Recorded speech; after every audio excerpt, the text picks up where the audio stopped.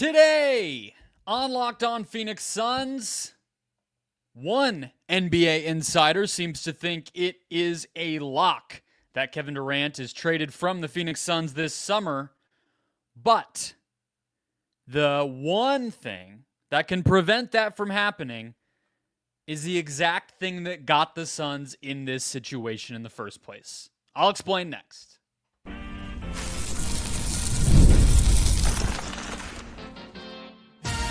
You are Locked On Suns, your daily Phoenix Suns podcast, part of the Locked On Podcast Network, your team every day.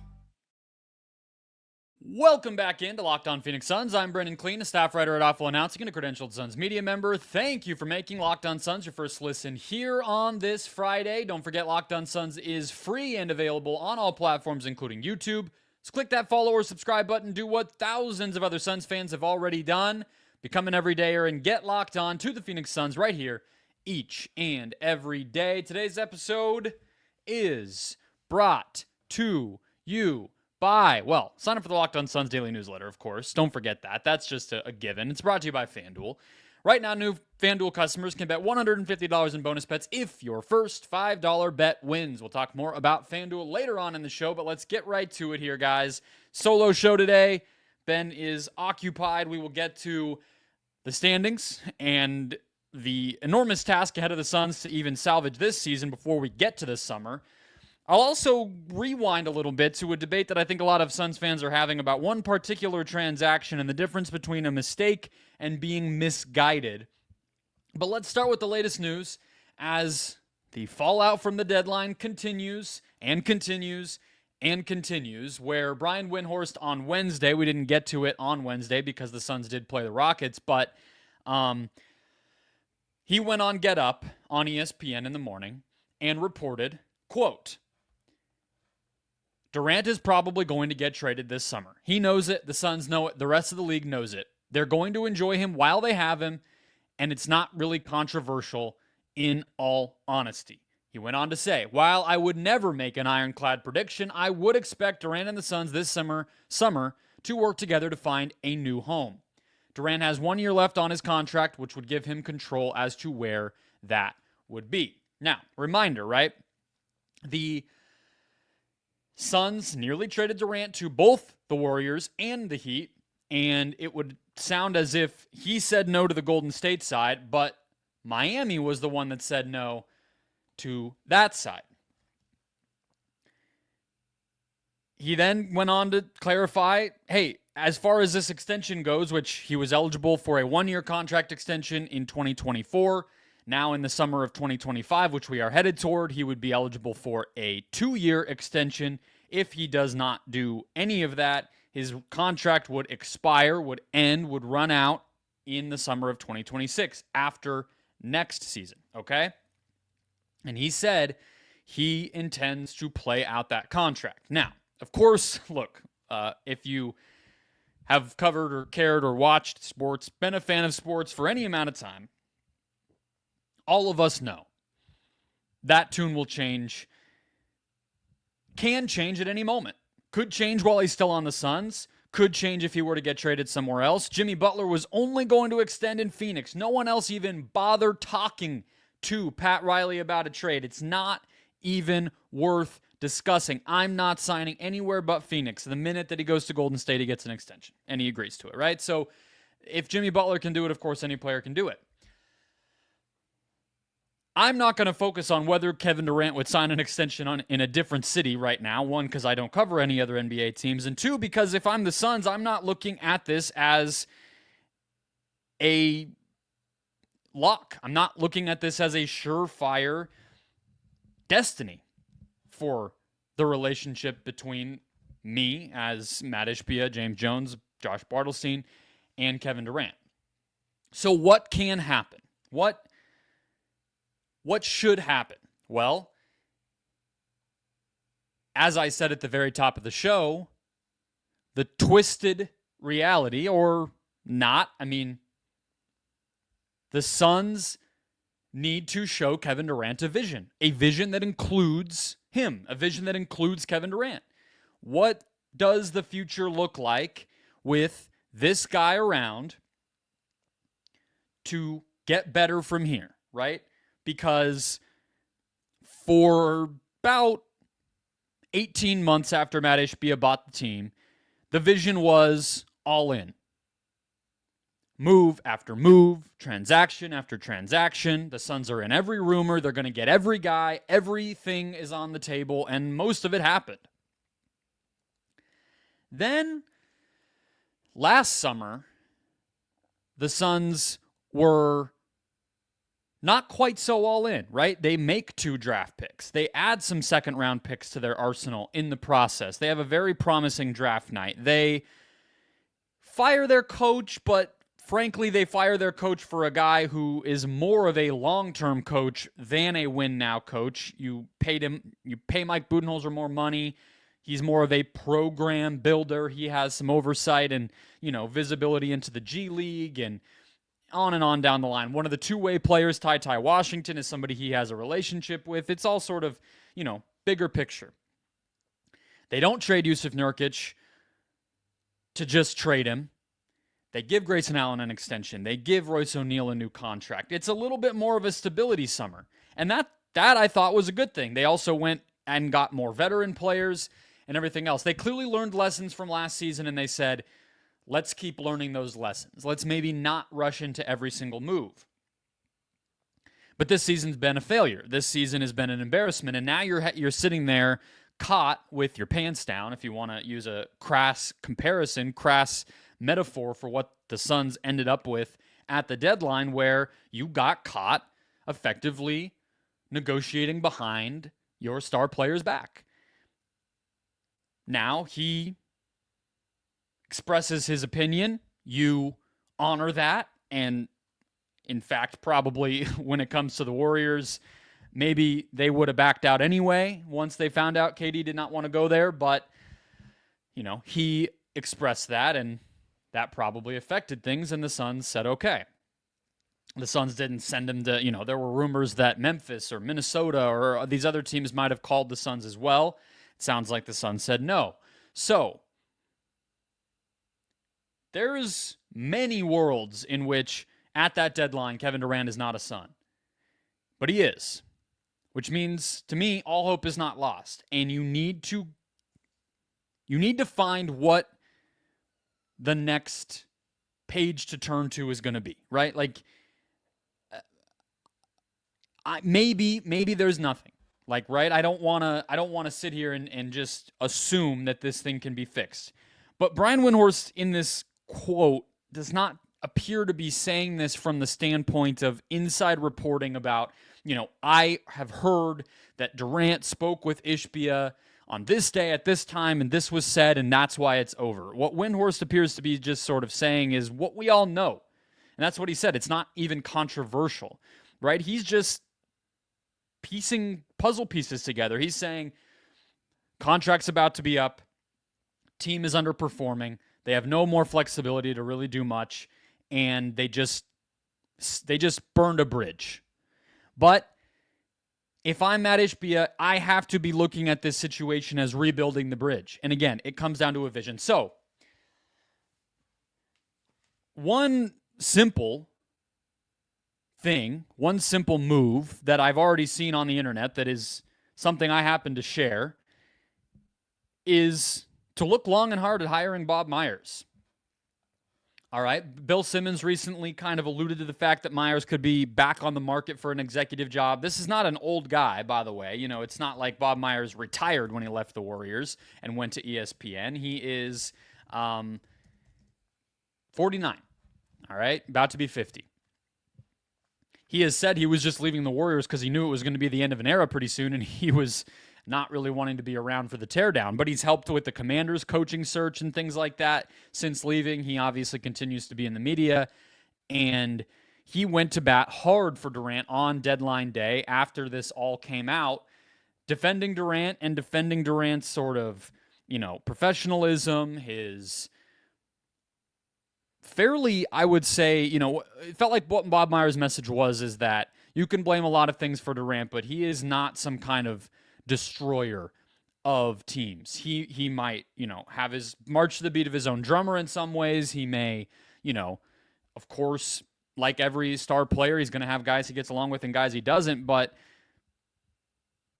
I saw that as a person who has a good relationship with Durant to this day and speaks Durant, right? Like he can connect with him.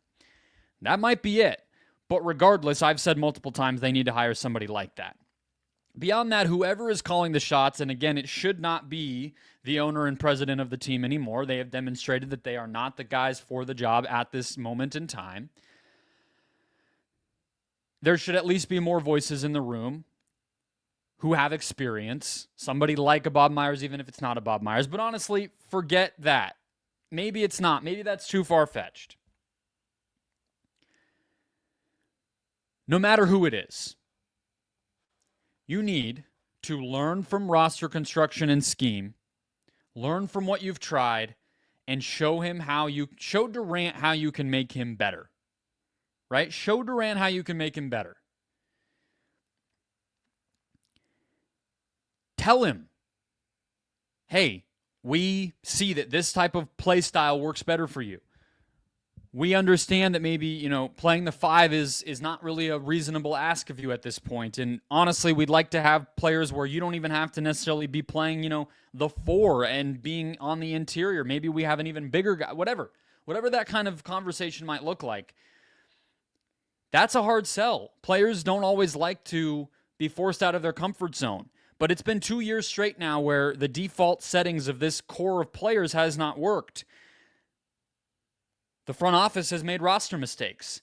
Everything needs to be on the table, and there need to be some hard conversations if there is any hope of this, if that bridge can be rebuilt, if there is a vision that could bring Kevin Durant back.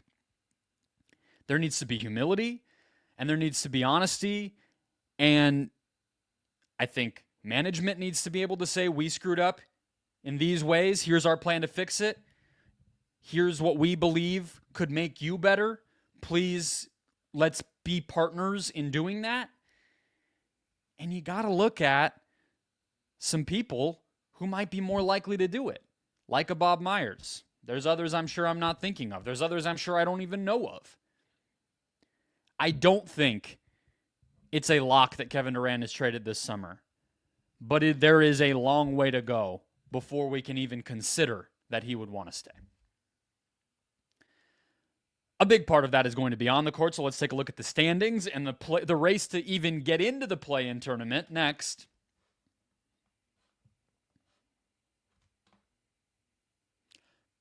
First, today's show is brought to you by DoorDash. Who doesn't love DoorDash, frankly? I mean, come on. NBA fans, get ready to swoosh. You save. They swoosh, you save. Thanks to Dash Pass. Every time a player drops 50 or more points in a game, you score a huge deal the next day. They swoosh, you save. It's simple. When any player scores 50 or more in a game during the 2024-2025 NBA regular season, Dash Pass members get 50% off and order up to $10 off the next day from noon to midnight. All right, let's go over that again. They swoosh, you save. When any player scores 50 or more the rest of the season, Dash Pass members get 50% off and order up to $10 off the next day from noon to midnight. Let's see. Game day feast. You can take advantage with wings, pizza, or burgers from your favorite spot delivered directly to your door after that epic 50-point performance. Maybe your late night, forget that. Maybe your late night cravings while you're watching hoops. Get that Dash Pass locked in. You get your favorite meals with $0 delivery fees and reduced service fees. Plus, now you save even more with this exclusive NBA offer. So sign up for Dash Pass now and be ready to save. When any player scores 50 more in a game, Dash Pass members get 50% off an order the next day, up to $10 off. Just use promo code NBA50 from noon to midnight. The day after a 50-point performance on eligible orders at participating merchants must have an active Dash Pass account. Terms apply. Visit DoorDash to learn more.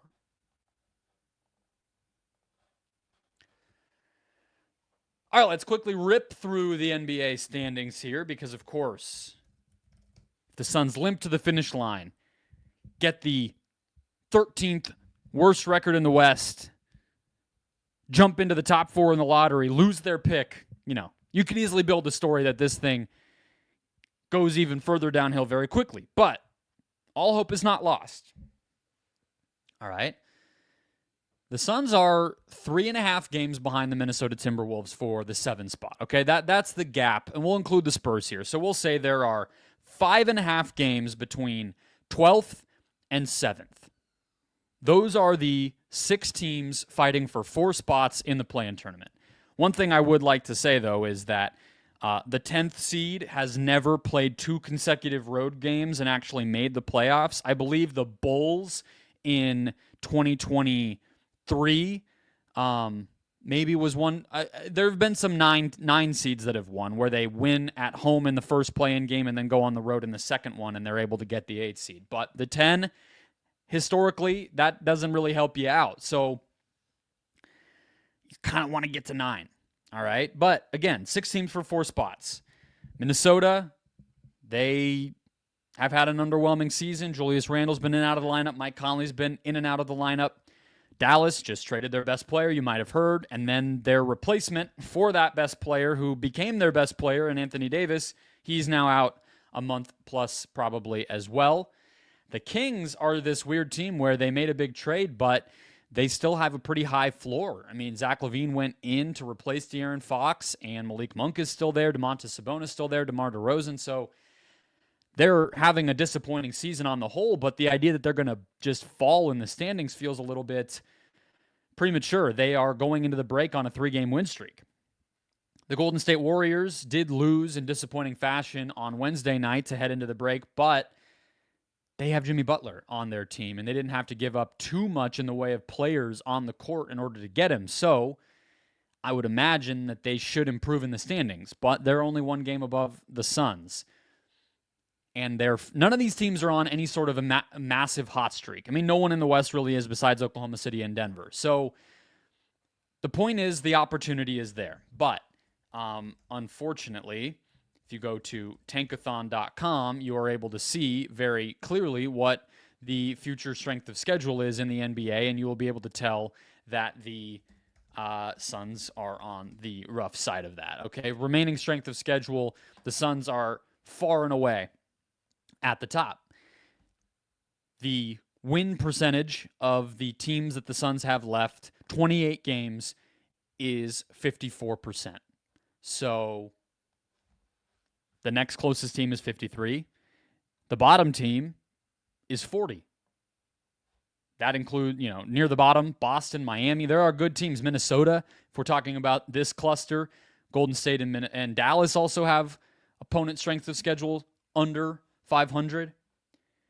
So it's going to be an uphill battle, to say the least. I mean, the Suns can't beat anybody consistently right now. I mean, their last win was the Jazz. Their last win before that was the Warriors, which was decent. They did beat the Clippers, but they've also, in the middle of all of that, lost to Portland twice and, some close games to Houston and, like I said, Portland, Minnesota. Coming out of the break, though, 3 winnable games. All right, San Antonio, Chicago, Toronto. Those are teams that all 3 have worse records than the Suns. Yes, there's some travel involved there. Yes, there's a back-to-back, but think about how differently we all would feel. 3-game win streak, 29 and 28. You never know what's going to happen with those other teams. You have Memphis after that, not great, but then you have New Orleans twice.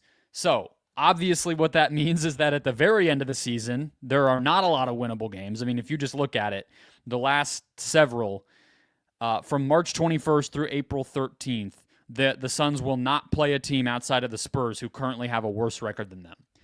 So it'll get uglier, but that is just a better reason for why this initial burst right out of the break is absolutely vital. The other little interesting thing here is that the Suns have played 1 less game than Minnesota, 1 less game than Dallas. So they could maybe make up some ground there. They've played the same amount of games as Sacramento and Golden State. They've actually played 2 more games than the Spurs. Somehow the Spurs... there's some teams playing tonight, so they'll actually be behind Sacramento and Golden State by the end of this as well. I don't know why the Spurs are so far behind. But maybe the Paris thing? Probably. That burst right out of the break is going to be fundamentally important. San Antonio, Chicago, Toronto, Memphis we'll see, and then New Orleans on a home back-to-back 2 days in a row, February 27th and 28th. You have to dominate that stretch. I genuinely can just tell you right now, if the Suns do not dominate that stretch of games, that might be when I am ready to close the book on the season.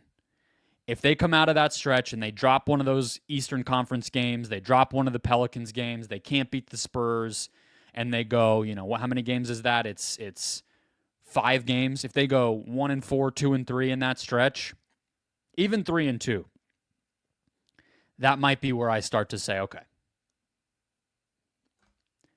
the tone of this podcast, the content in this podcast might have to change. We might not be doing any, how can they salvage the KD thing? What do the standings look like? It might just be over. I know it sounds crazy to say for 5 games, but they've already played 54. So we're getting, by that point, we're all the way to 60 of these things. Actually, it's 6 games. I said that wrong. We're going to get to 60. 60 games into the season, there's not a lot of wiggle room in the standings. That stretch is vital.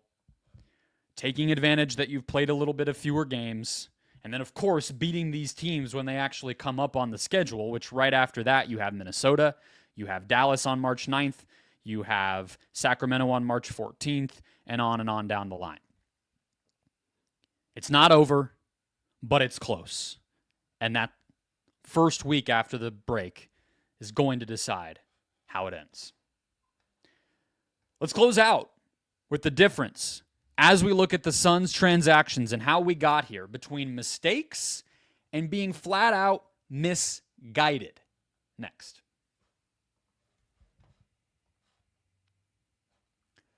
First, today's show is brought to you by the FanDuel Sportsbook, the best place to bet on the NBA. When the game tips off, the NBA action is just getting started, and there's no better place to get in on it than with FanDuel, America's #1 sportsbook. With FanDuel, you can place live bets throughout the game, so even if you miss the opening tip or want to bet on a fourth quarter comeback, you can stay in the action.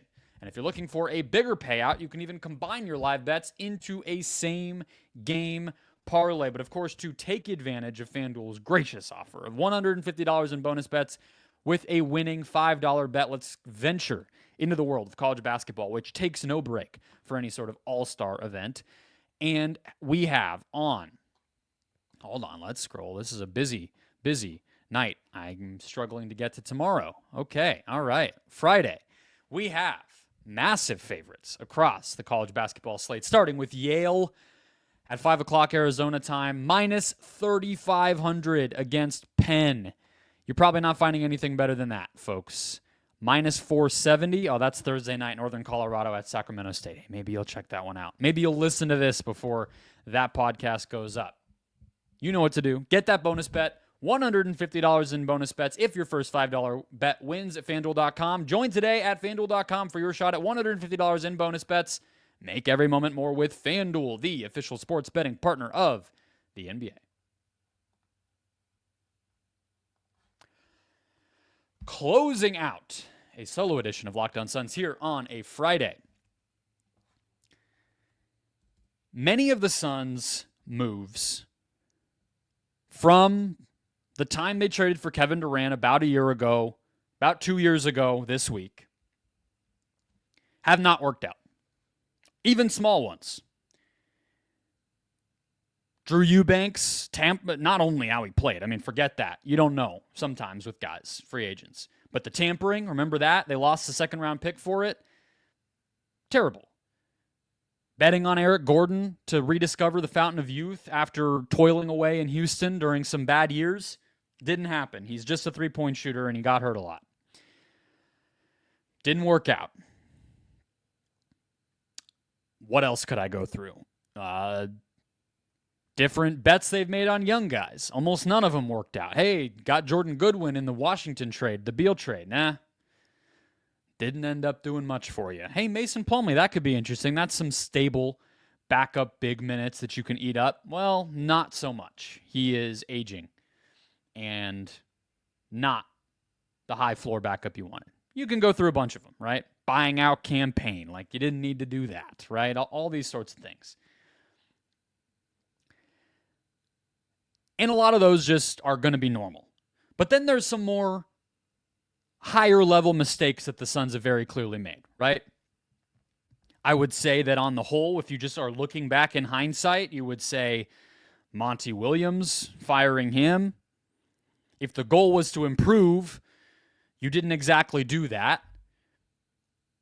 Same can be said for Frank Vogel the next summer. You've now fired 2 coaches, and you don't have a lot to show for it except for some disorganization and kind of chaos and tumultuousness in the organization because you keep changing things over.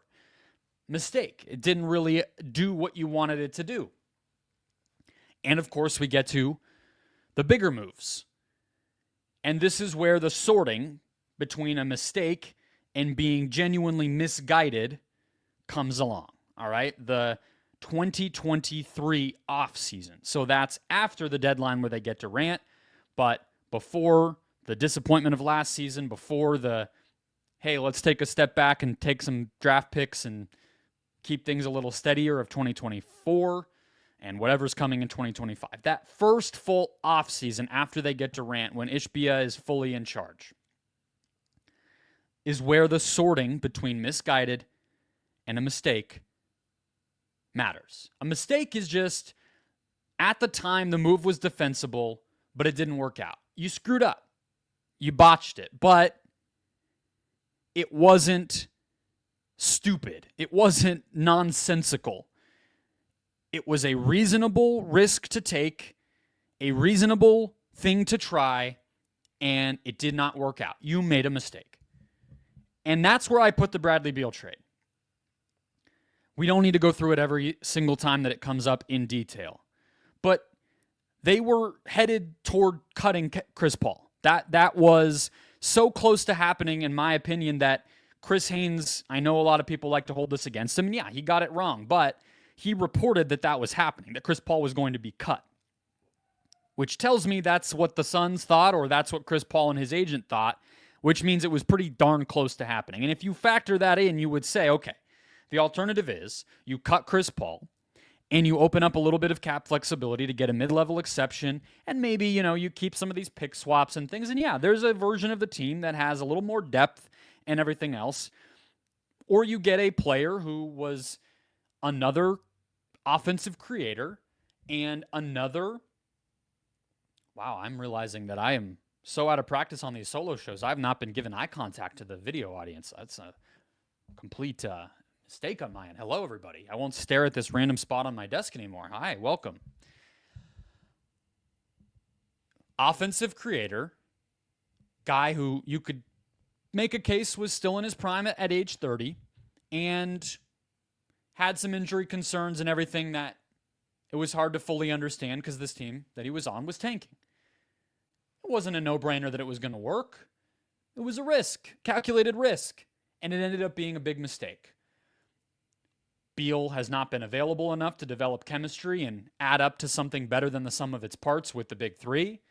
He has not quite been able to be the exact role that the Suns need consistently.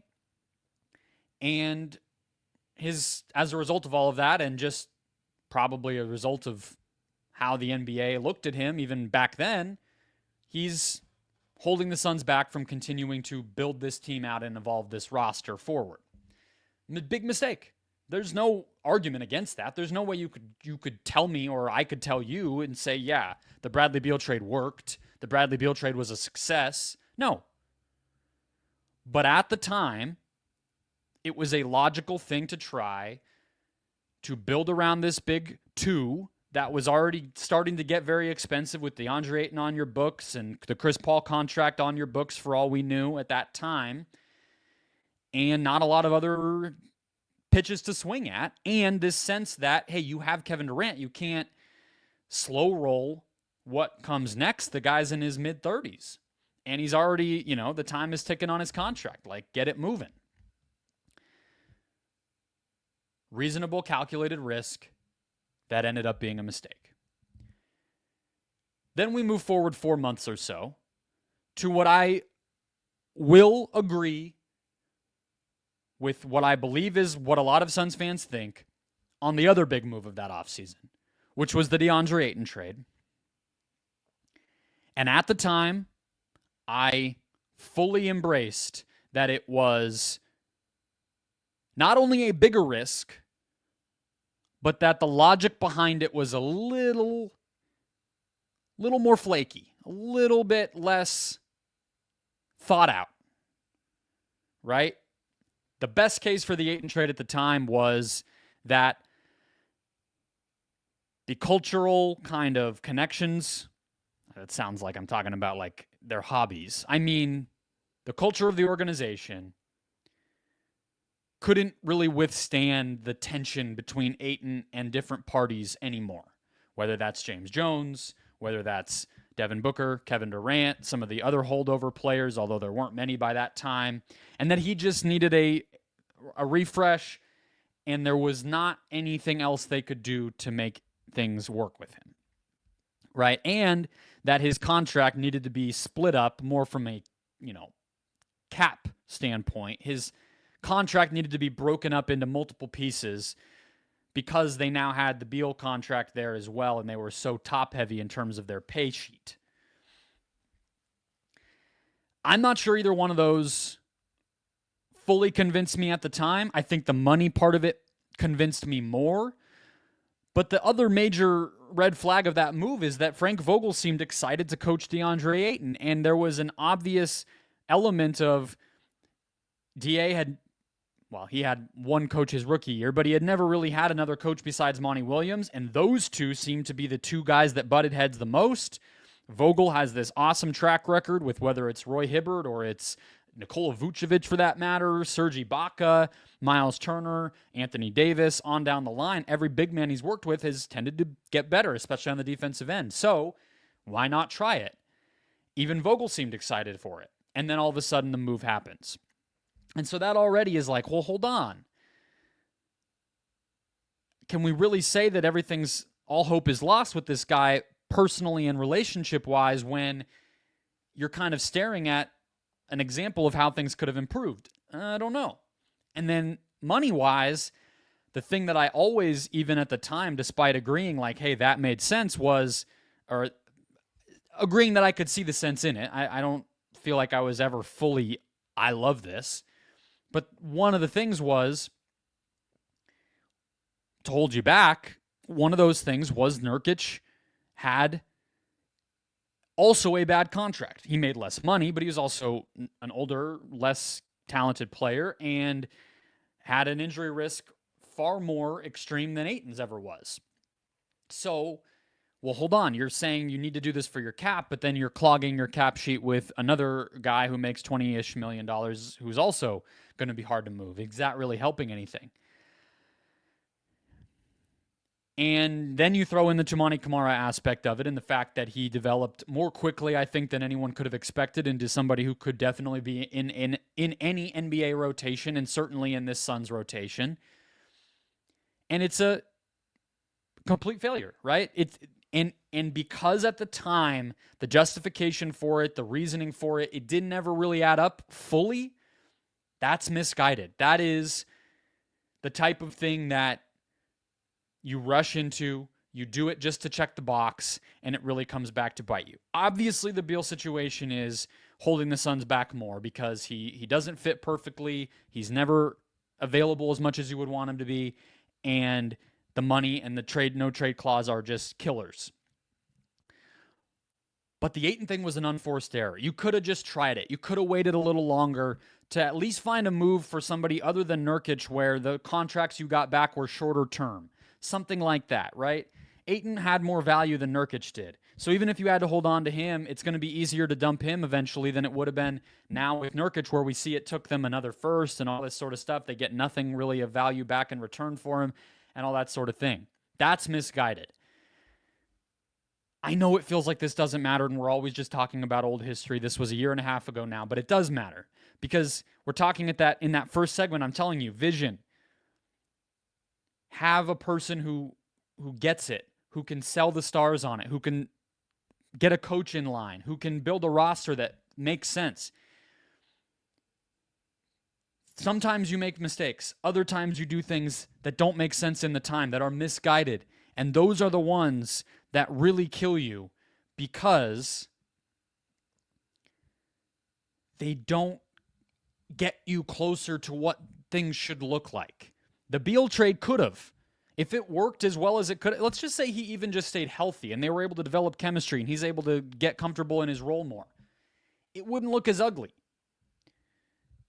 The Ayton trade looked doomed from 2 months later.